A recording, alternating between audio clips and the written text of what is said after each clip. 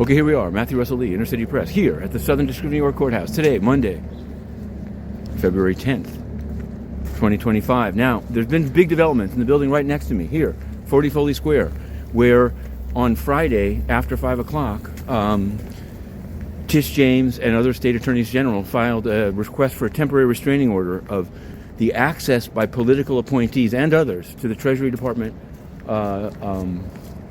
database. And Judge Engelmeyer signed an injunction and said there's some briefing scheduled, but until then, political appointees cannot access the database, and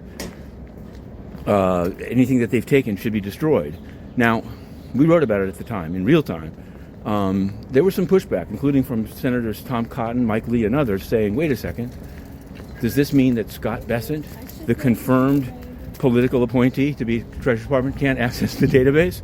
So, as we could have expected, late Sunday night, the Department of Justice, right behind me, signed by, I believe, Daniel Sassoon, the interim U.S. attorney, fired back and said this should be vacated, et cetera, et cetera.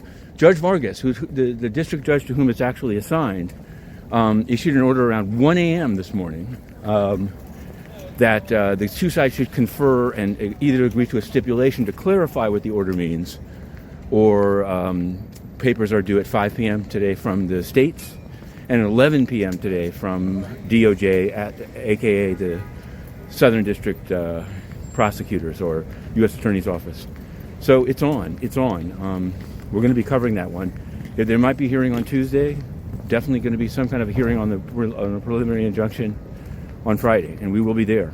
So there's that. Why are we coming this way instead of directly into the courthouse? Well, in the middle of the Super Bowl yesterday, at halftime, an announcement by Congressman Dan Goldman, who actually represents quite near, if not this very spot that I'm standing on, quite near here. Used to be Nydia Velasquez. Anyway, he had the former rep had an office in SDNY. It doesn't exist there anymore.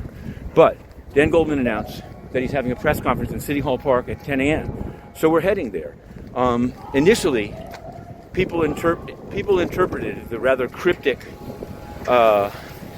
announcement of a press conference as he's running. He said, we'll discuss mayoral race. Wiser minds prevailed and learned, I guess, maybe from the campaign, not the campaign, maybe from, I don't know, that it's all about Zelnor Myrie. He's one of the candidates for in the mayoral race, Zelnor Myrie. Scott Stringer got the endorsement of Nadler, so Myrie is now getting Goldman.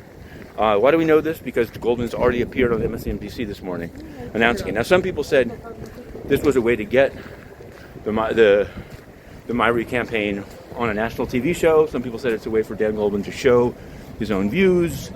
We should be finding out. We're heading there now. We're within, I don't know, a block or so of the City Hall Park, so we'll see. What else can we say? There's Sean Combs, even in the MDC, has moved to dismiss an amended complaint. They're saying even if you amend it, it still can't pass the mustard. There's a big fight about the applicability of Me Too laws that were passed, how far back they can go, how many old complaints are salvaged, and that's now going to be fought out in any number. There are many of the Sean Combs civil cases. We're covering as many as we can. In fact, we're covering, I think, all of them in the SDNY. So watch this feed. What more can we say? The Alexander brothers, more on the sleaze docket. Their trial is going to be in January of 2026. They'll be in the MDC until then, if nothing changes. And the United Nations. Yes, we're covering them extremely closely and waiting.